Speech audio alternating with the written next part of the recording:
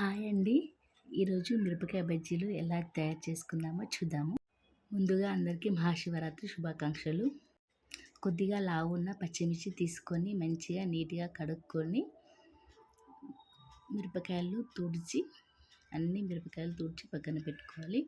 ఇలా మీకు వీడియోలో చూపిస్తున్న విధంగా ఘాట్లు పెట్టేసుకొని అన్ని మిరపకాయలకు ఘాట్లు పెట్టేసుకోండి.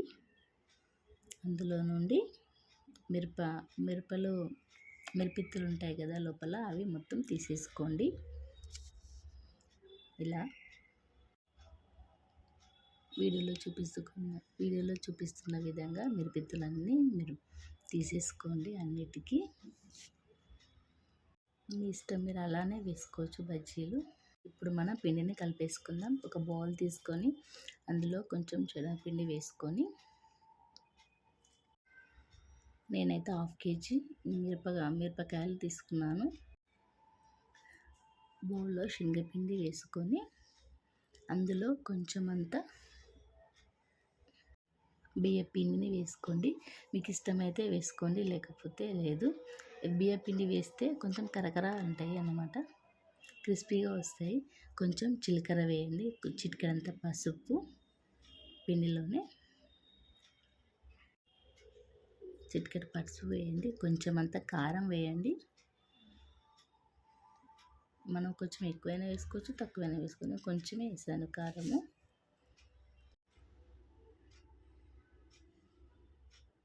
కొంచెం వాము అనేది చేతిలో పోసుకొని నలిచి అందులో వేయండి. వాము మంచిదండి, ఎంత ఎక్కువ వేసుకుంటే అంత మంచిది. అంటే బాగా వేసుకోవద్దు, కొంచెం అంత వేసుకోండి. రుచికి సరిపడా ఉప్పు, కొంచెం వంట సోడా, కొంచెం అంతా వంట సోడా వేసాక అల్లం వెల్లుల్లి పేస్ట్ కూడా వేయండి.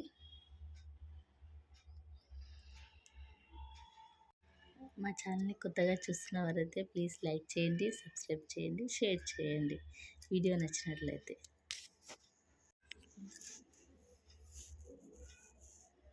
కొంచెం అంత ధనియాల పొడి వేసుకోండి. కొంచెం ధనియాల పొడి వేసుకొని కొంచెం వంట సోడా వేసుకొని మంచిగా మిశ్రమాన్ని మొత్తం కలపాలి. ఉప్పు కారం అన్నీ కలిపేటట్టు మంచిగా కలుపుకోండి. ఇలా వీడియోలో చూపిస్తున్న విధంగా మంచిగా అన్నీ ఉప్పు కారం అల్లం వెల్లిపాయ మనం వేసిన వాము మొత్తం కలుపుకోవాలి. కలుపుకున్న తర్వాత ఇప్పుడు కొంచెంగా నీళ్ళు పోసుకొని ఒకటే సరిపోయేది, కొద్దిగా వాటర్ పోసుకుంటూ కలుపుకోవాలి. పిండి మనం ఎంత మంచిగా కలిపితే మన బజ్జీలు అంత మంచిగా వస్తాయి. ఇట్లా బీట్ చేసుకుంటూ కలుపుకోవాలి. తగినన్ని వాటర్ పోసుకొని మంచిగా నీట్గా కలుపుకోండి. ఇలా వేళ్ళతో ఇట్లా అనుకుంటా బీట్ చేసుకుంటూ మంచిగా కలపండి. కలిపితే మిరపకాయ బజ్జీలు అన్నిటి అంత మంచిగా వస్తాయి. బాగా పలుచగా కాకుండా కొంచెం గట్టిగానే కలుపుకోండి పిండిని. ఎందుకంటే మనం నూకల పిండి వేసాం కదా, నూకల పిండి వేస్తే మిర్చి అనేది కరకరన్న వస్తుంది. మనం మామూలుగా శనగపిండితోటే చేస్తాము. శనగపిండితో చేస్తామని ఎందుకంటే ఇప్పుడు ఓన్లీ శనగపిండి వేస్తాం కదా, కరకర అనేటివి అన్నీ కొద్దిసేపు అయినాక అవి మెత్తగా అయిపోతాయి. కానీ అందులో నూకల పిండి కొంచెం అంత కలిపి వేసామనుకోండి, మంచిగా కరకరం అంటే ఇలా మంచిగా కలుపుకొని వేలు పెడితే జారకుండా ఉండాలి పిండి అనేది. ఇలా కలిపేసుకొని పక్కన పెట్టేసుకోండి. నేను ఎప్పుడు మిరపకాయ బజ్జీలు చేసినా కానీ కొంచెం అంతా నూకల పిండి వేసే చేస్తాను. శనగపిండితోటి తినాలనిపించదు ఎక్కువ, నూకల పిండి వేస్తే ఆ టేస్ట్ వేరే వస్తుంది. ఒకసారి మీరు కూడా ట్రై చేయండి. మూత పెట్టేసి కొద్దిసేపు పక్కన పెట్టేసుకోండి. ఇప్పుడు మనము మిరపకాయకు స్టఫింగ్ కోసము కొంచెం అంత శనగపిండి, కొంచెం అంత శనగపిండి తీసుకొని అందులో కొంచెం కారం వేసుకోండి. కొంచెం కారం, అందరూ కొంచెం ఉప్పు ఓన్లీ ఉప్పే పెడతారు.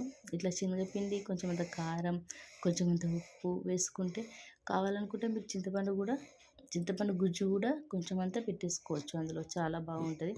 కానీ నాకు చింతపండు పెడితే నచ్చదు, అందుకొరకు నేను ఓన్లీ శనగపిండి, కొంచెం అంత ఉప్పు, కొంచెం అంత కారం, కొంచెం అంత మసాలా, ఈ 3 కలుపుకొని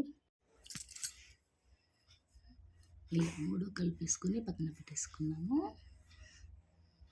చూడండి, ఈ వీడియోలో చూసిన విధంగా మిరపకాయ మధ్యలో పెట్టేసుకోండి.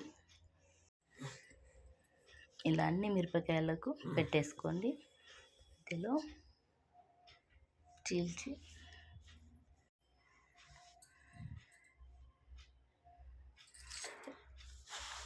ఎందుకు అంటే మనము మిరపకాయల నుంచి మిరపిత్తులు తీసేసాం కదా, అందుకనే కొంచెం స్టఫ్ అనేది ఎక్కువ పెట్టుకుంటే బాగుంటుంది. ఇట్లా మిరపకాయలకు శనగపిండి ఓన్లీ ఉప్పు పెడితే ఏముంటుంది, ఏం లాభం ఉండదు. అందుకే కొంచెం శనగపిండి, ఉప్పు, కారం వేసి పెట్టుకుంటే బాగుంటుంది. ఇప్పుడు అవన్నీ మిరపకాయలు పెట్టేసి పక్కన పెట్టేసుకుందాం.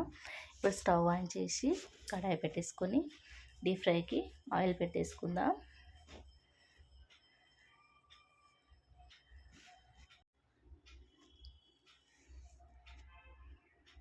మిర్చీలు మునిగేంత వరకు ఆయిల్ పెట్టేసుకుందాం. మనము బౌల్లోనే వేసుకోవచ్చు మిరపకాయలు తీసుకొని, కానీ గ్లాస్లో వేసుకొని గ్లాస్లో ముంచేసి మనం మిర్చి వేసుకున్నాం అనుకోండి, మిరపకాయ నిండా వస్తుంది మిర్చి అనేది, చాలా బాగుంటుంది. ఒకసారి ట్రై చేయండి, ఇట్లా వీడియోలో చూపిస్తున్న విధంగా. ఇప్పుడు మనం బౌల్లోనే వేస్తామనుకోండి, బౌల్కి మిరపకాయ మొత్తం అంటదు. అందుకని గ్లాస్లో పోసుకొని పొడుగు గ్లాస్ తీసుకొని అందులో పిండి వేసుకొని ఇట్లా మిరపకాయను ఒకసారి ముంచి తీస్తే పిండి మొత్తం మిరపకాయ పట్టేస్తుందండి. చూడండి,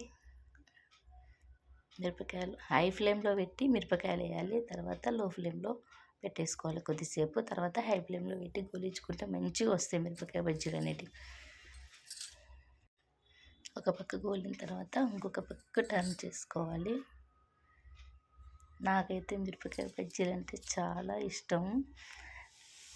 ఇంట్లో చేసుకుంటే మాత్రం 2 ప్లేట్స్ తింటాను. నాకైతే చాలా అంటే చాలా ఇష్టం, పిచ్చి. మీకు కూడా ఇష్టమేనా మిరపకాయ బజ్జీలు అంటే? నాకైతే మస్తు ఇష్టం. ఇట్లా చూడండి ఫ్రెండ్స్, మిరపకాయ బజ్జీలు అవుతున్నాయి. మా ఇంట్లో అందరికీ ఇష్టమే మిరపకాయ బజ్జీలు అంటే. ఇలా వేసామో లేదో అలా అయిపోతాయండి, పటాపట్ తినేస్తూనే ఉంటాం గరం గరం ఉన్నప్పుడే. అలాగే మిగతా మిరపకాయలు కూడా వేసేసుకుందాము. చూడండి ఫ్రెండ్స్, మంచి గోల్నాయి, తినడమే ఆలస్యం. బాయ్.